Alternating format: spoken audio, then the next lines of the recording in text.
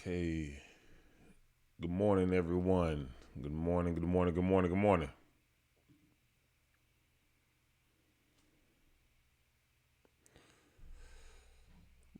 Ooh. Good morning, good morning. We'll give everybody a little bit to get on here. I've only got 6:29, so just turned 6:30. So we'll give everybody some time to get on, some time to get on, some time to get on.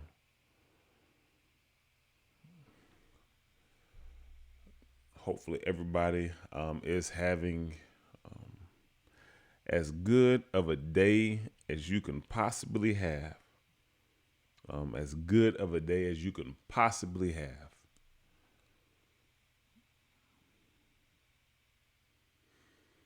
Good morning, good morning, good morning, good morning, good morning.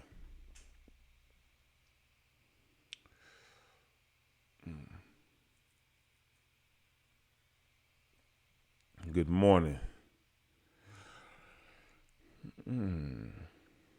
Well, I have 6:30, so we will go ahead and get started. We'll go ahead and get started. Obviously, we want to have a little break from our usual proverbs today. I know that today is the 27th, and we're supposed to be doing Proverbs 27. But we can't gloss over what's going on or what's happening, or what has happened in everything that's a. This is rough. I'm not gonna lie to you. This is rough.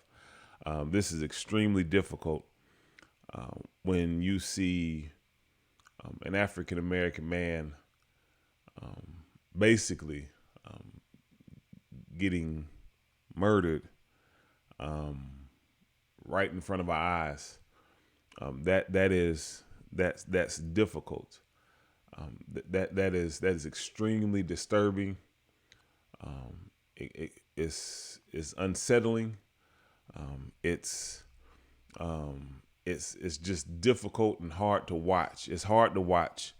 It's hard to watch. It's hard to think about. And obviously, for us as an African American church, things like that are difficult. And I say this because the quote goes, "An injustice anywhere is a threat to justice everywhere."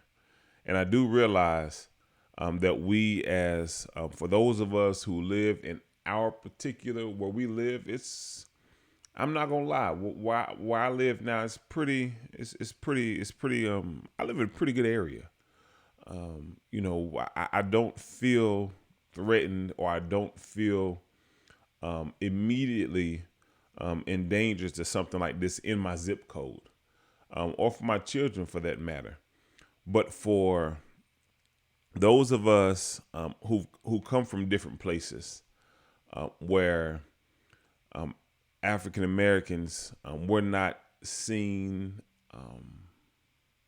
as valuable or as completely human, you understand you understand where I'm coming from. And man, this is challenging because um, to to not show compassion, to witness what we saw with our own two eyes. Just coming off of the Aubrey incident,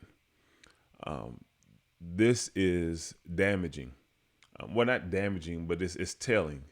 It's telling in the sense that there are those who would say certain things are race baiting, or certain things, or the isolated incidences. But when a woman can call the police on a black man to basically get them to come out there, and they're coming on the scene with the assumption that he's already attacking her or threatening her, and then in a totally different part of the country, in an incident that is seemingly unrelated, but it's related, to have a man that is basically to lose his life in such a degrading manner, is man, that's gut wrenching. That is absolutely, positively gut wrenching. And I say this because for us as African Americans, no matter where we are, we live in that reality. We live with the thought of knowing.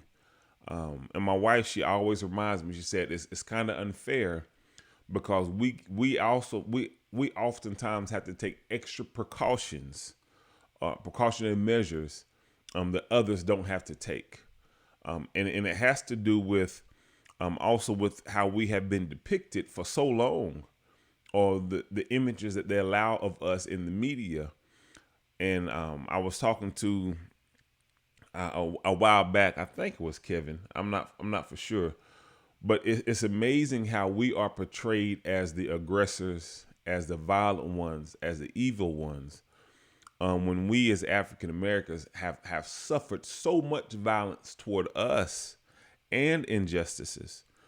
And this right here just goes to prove, I thank God, absolutely positively thank God, that that there was someone that was there, that could record, that could get the incident on camera. And it just makes us wonder how many times have things like this happened in the past that were swept under the rug, or were not taken into full consideration. It's, and like I said, for me, the challenge is, for me personally, my own personal struggle with when I see stuff like this is I have black sons who, because of where we live and where they're raised, they have not seen things like this up close or witnessed things like this up close and personal, and may not understand the full ramifications of situations like this. And then to know that as an African American male, that I can pretty much be assumed to be guilty before anything happens. And you know, and the fact that we have to live with this, we have to be very conscientious of that. And just case in point, yesterday I was working out after the prayer call, and some guys literally came by and took my workout equipment while I was in the garage. And I'm thinking, and when I realized it was gone, I'm riding around trying to find it, you know, and find the guys. They were long guys, and I'm trying to find it. And as I was riding around, I was a little upset. But then something told me, I said, "Hold on now." I said, "They took my stuff, but if I find them and want my stuff back, I'm automatically going to be seen as the aggressor, even though they stole my stuff. Because here I am, I'm dark skinned, I got nappy hair, I'm a black dude. I'm not as big as I used to be. I'm in my 270s now, amen. And I realized, man, this could go real bad. And so I turned around, I went back home. And then to see stuff like this that substantiates our thought process, that shows that we don't have, that we're not valued, our lives are not valued. And I understand that there are those who would disagree with me, and everybody's entitled to their own opinion. But it's incidences like this that I believe wholeheartedly of why the black church is necessary and why the black church will always be relevant. Because there are those of us who we live in both realities. We live in the reality of knowing that any given time, something like this could happen either to us or someone that we love. And I'll be honest with you, I don't feel immediately threatened where I live right now. And with our, I'm on one of the advisory committees for the Pasco County Sheriff's Department. Um, our church has a good relationship with the Sheriff's Department. I plan on partnering once we, get on the other side. We get through all this. We plan on partnering with the county and the Sheriff's Department with incidences. But there are those who are not afforded that opportunity and who are not afforded a certain platform and are instantaneously viewed in a particular light. And that's why it is so, so important for those of us who have a platform to make sure as much as possible that we don't skirt certain things, we don't sweep certain things under the rug, and that we don't turn a blind eye and we speak on certain things. And I'm grateful for those who, white and black, when they recognize things like this, they speak on it. I'm grateful for those of you, and there are many people. You have the privilege and the struggle of sitting in places where not too many blacks or minorities are allowed to sit, and in doing so, oftentimes you catch flack from both sides. You catch flack from blacks because they'll call you a sellout, or they'll say, "How can you do this?" But then you'll catch flack from being a minority in a group where you are the only one. And so you those who are in those positions, just let me tell you right now that we need you. We need people of color to represent us as humanly as possible, humanely as possible in every sector of society. And the fact that there were no one else that was watching, none of the other officers had the courage to stand up and to stop that, is equally disturbing. It speaks of a level or lack of courage that it would take to sometimes be on the outside of something, to put yourself on the outside and to do the right thing. And so, honestly, and I don't apologize about this. I don't. There are things like this that let me know that there will always be a need for the black church. And even though I feel as though that there are those who say that culturally we need to do things differently and shouldn't call ourselves a black church or shouldn't. And y'all know I've been told certain things. I'm not going to say it on this.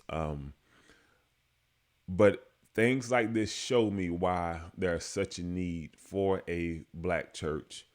Because without a local black church, the black experience cannot fully be realized. And I'm not talking about the sensational stuff that they put on TV or the dramas on TV, but I'm talking about like regular, everyday people that get up, that go to work, that you have to deal with little subtle hints of racism, that have to deal with incidences like this, but that cannot be fully addressed because they're seen as controversial or problematic. But at the same time, it affects people that look like us. And when I see something like this, my heart and my mind automatically goes to my sons or to the other people at the church who are young black boys who I know are intelligent, smart, but just simply because someone does not value them because of the perception of the color of their skin, they can take their life away, whether it be through violence, whether it be through death, or whether it be through incarceration. and not even blink about it, not even think about it. And I know there are people say, well, it's what you make of it. You do your best, and everybody's afforded the same opportunities. Um, I put a link in there. I put a link in the description that shows that's not the case. As African Americans, according to the Pew Research, and then you can look up blackdemographics.com. And both of these utilize the U.S. Bureau of Census and other statistical institutions or data sources. But 12% of the population and 33% of the prison population. Yeah, I put the link in there. Blacks are 12% of the population and 33% of the Senate's prison population. Now, this doesn't include those who are in local jails or those who are incarcerated. This is just the sentenced prison population. So we know that number will go up even more once you put those into perspective. And you can look, the numbers don't lie. What we saw yesterday does not lie. Make no mistake about it. Yeah, it makes people uncomfortable. But to those who feel uncomfortable, try living in that reality, where you know that someone, that's crazy. That's absolutely, positively, it's unfortunate. And it's sad to think that you have those who don't see the value in protecting, and those who know when it's wrong won't stand up and step up to do something about it. That in the helplessness of the individuals that had to sit there and watch that man die on camera, is ridiculous. To say I can't breathe, my head hurts, my stomach hurts, everything hurts. And you just to sit there with your knee on the back of his neck, that's somebody's father. Regardless of what he was doing, regardless, that he didn't deserve to die. He did not deserve to die. And for someone who is supposed to, that can't display a certain amount of discretion and understanding and compassion, that's unacceptable. It is absolutely, positively unacceptable. And I know that there are those who will gloss over it, who won't address it because we think that it can't touch us. We think that because of our status or where we live or what we've accomplished in life, we're above certain things. Let me tell you the truth. To some folk, you always gonna be a nigga. It ain't no qualms, no mixed words, nothing. To some folk, no matter how many degrees I have, no matter how large our church is, no matter what we accomplish, I'm always gonna be a nigga. And we have to live with the mindset that there are those that are ignorant that think that about us. And unfortunately, some of them hold positions in high places.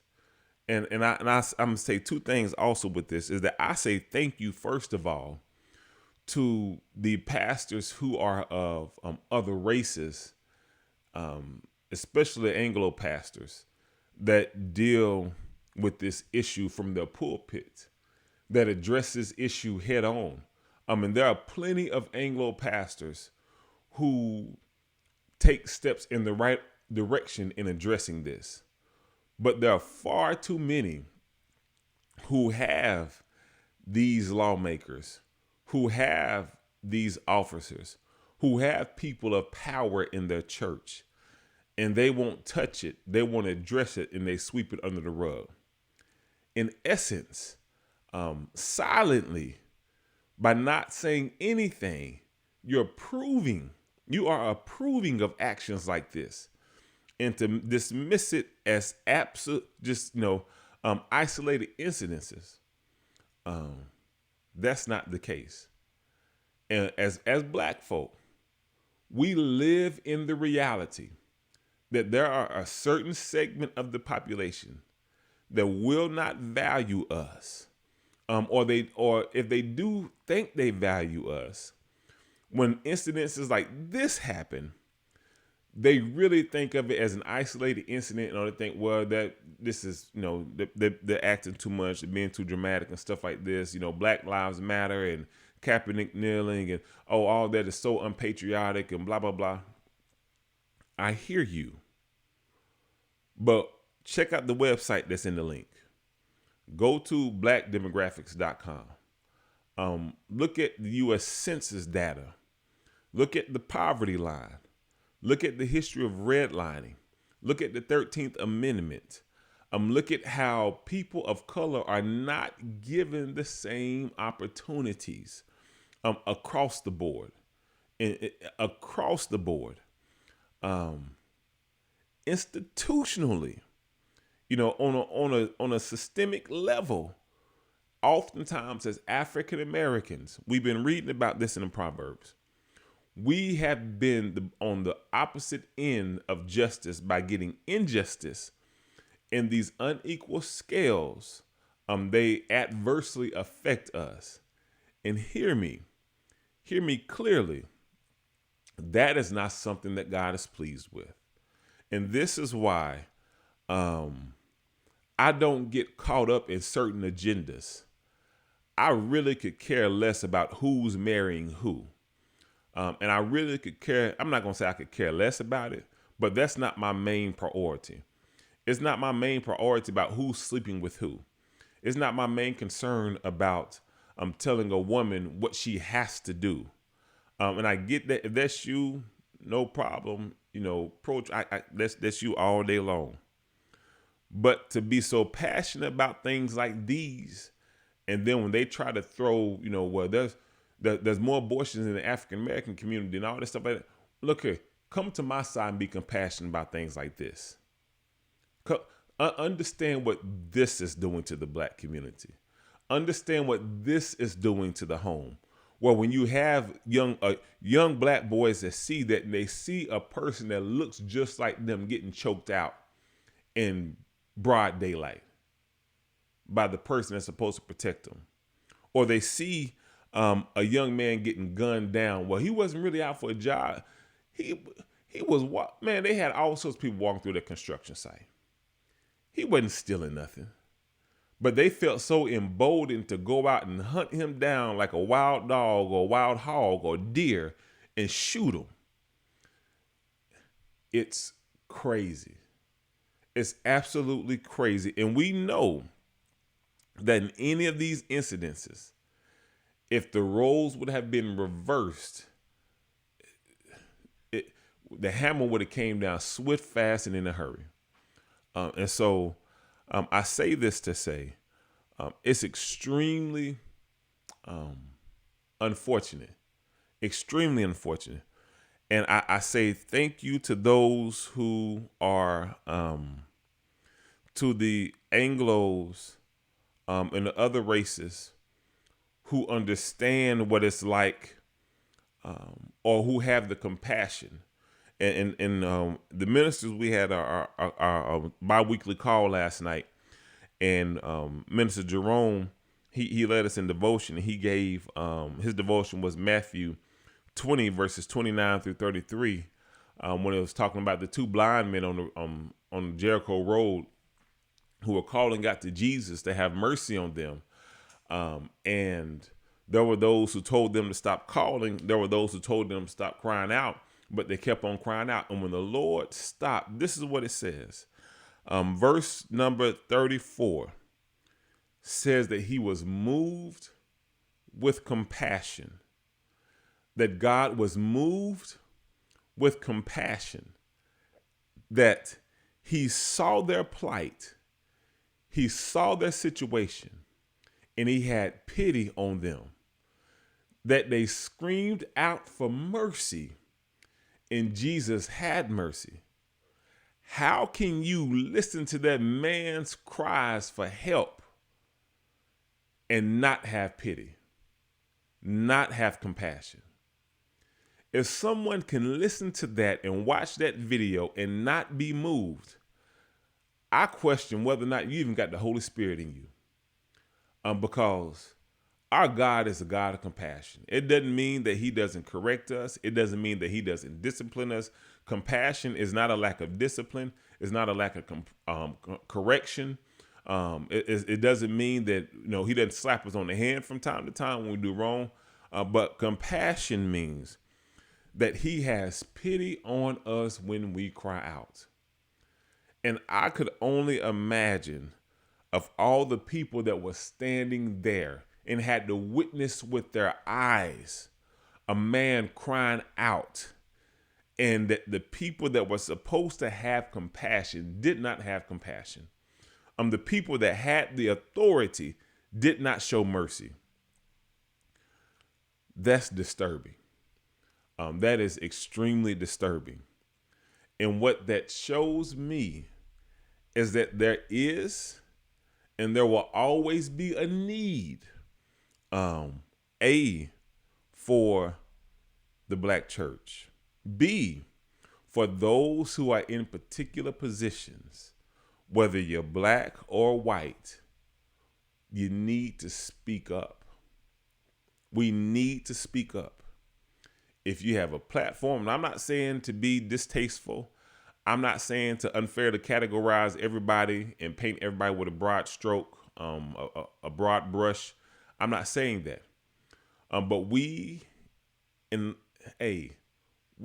because the second it happens to one of us or somebody that you know personally, it's different. And if I can't look at another human being and have that amount of compassion, regardless of what race they are, regardless of what they look like, then something is wrong with me.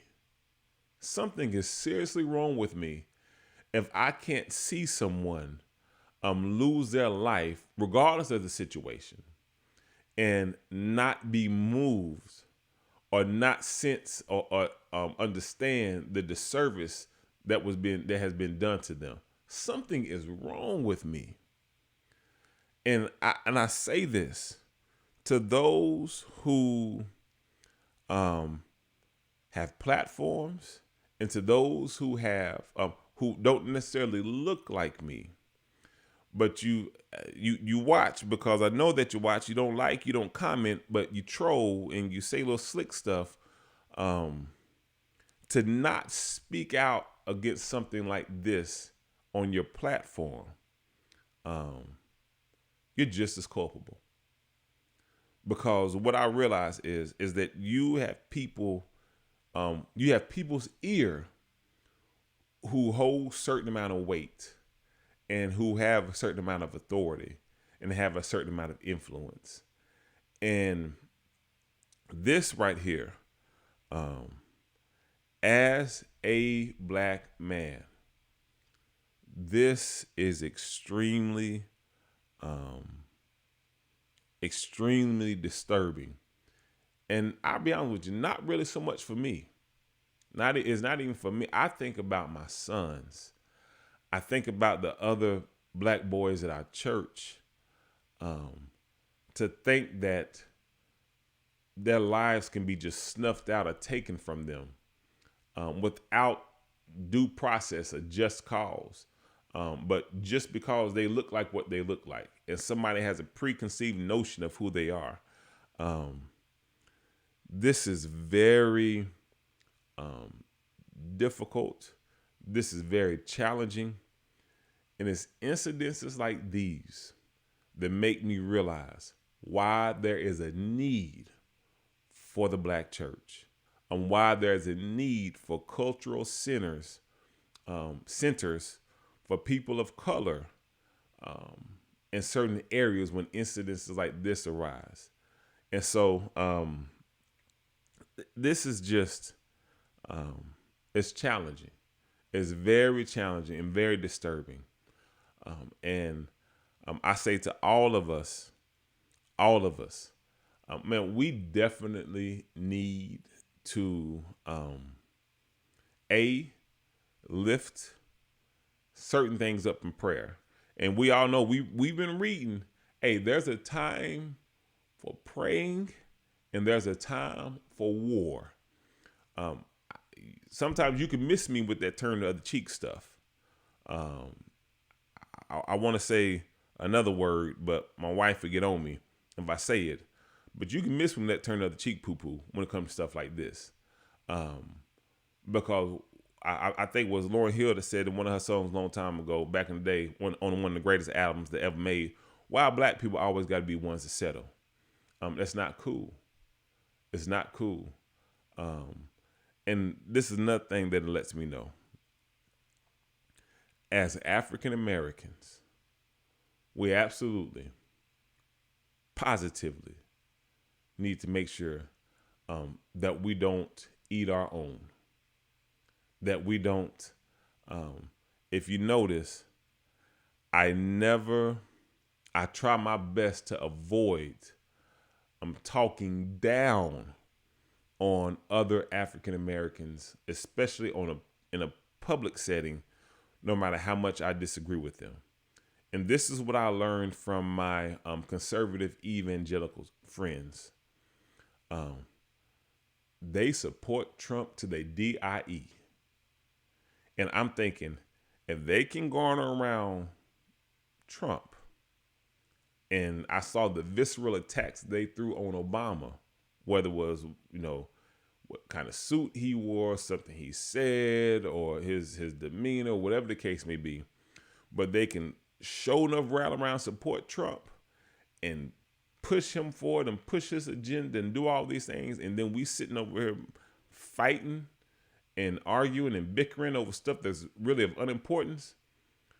You remember at the end of the Spike Lee movie School Days when he was in the thing, he was ringing the bell and said, wake up. Wake up. If I'm on a job and I've got a black supervisor and I'm giving that black supervisor hell, wake up. If I see somebody that looks like me as the competition, I need to wake up.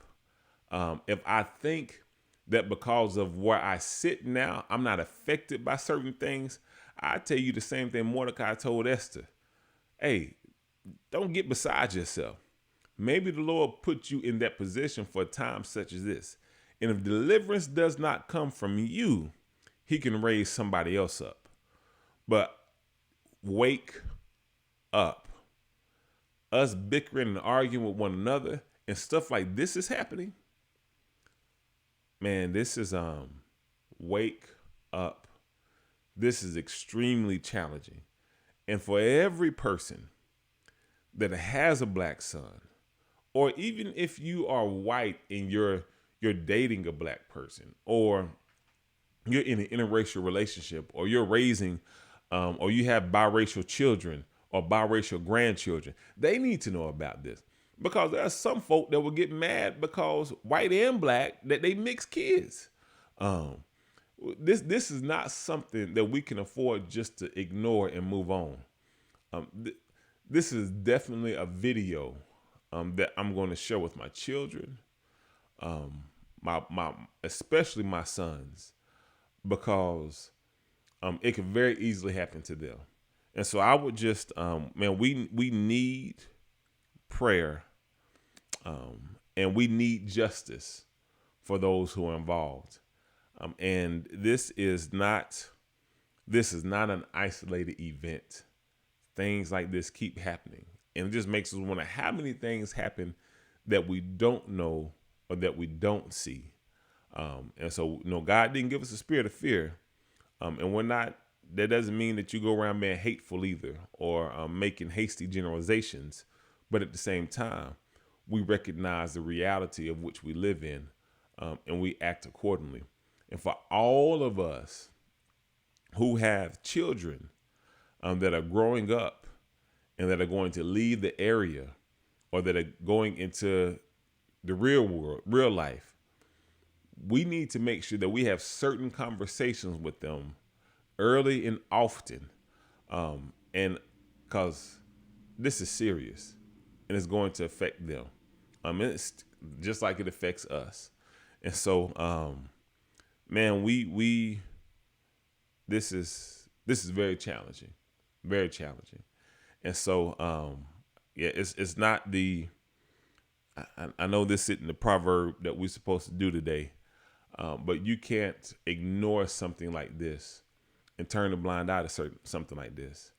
And I will emphatically say, this is why the black church is needed, and the black church will continue to be relevant because of incidences like this.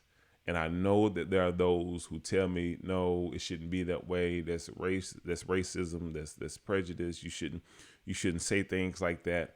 I get that. And I understand that sometimes the heart behind that is true, is right. But until you hear things like this being addressed from white pastors on a national level, on those who have the older traditional congregations with all those judges and police officers and captains and chiefs and stuff, then I'll stay where I am. And it doesn't mean that I'm racist. It doesn't mean that I don't have compassion. But if I can't reach across when I see something like this and address it, then something's wrong. Something's wrong. So I just wanted to put this out there for you all. And we need to understand the importance of the times that we're living in, and the sensitivity of this subject. And that man had a family.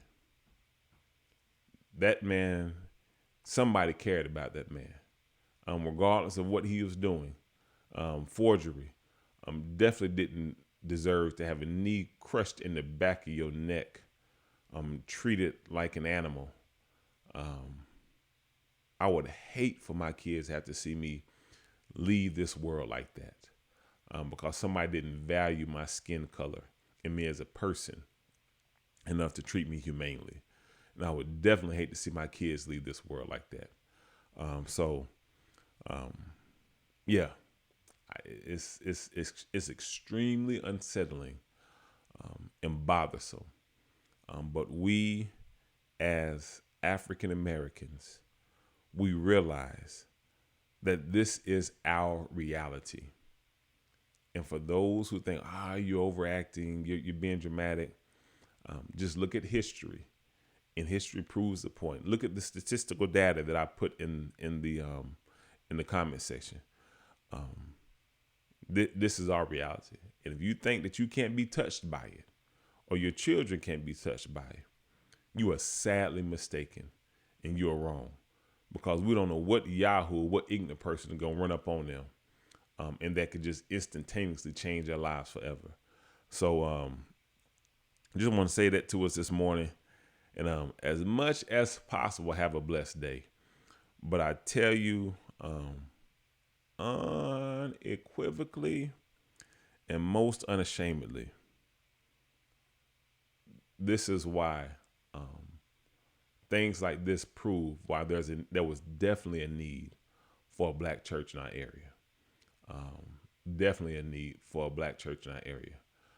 And so far as our church is concerned, we're going to do the best that we can on every level to make sure that the right relationships are intact, and that we are responsible as possible with the position and the status that the Lord has allowed us to have. So you guys be blessed. You have a good one. And we will see you got Bible study tonight, and then we'll see you on tomorrow as well. So be blessed, and you guys have a good day.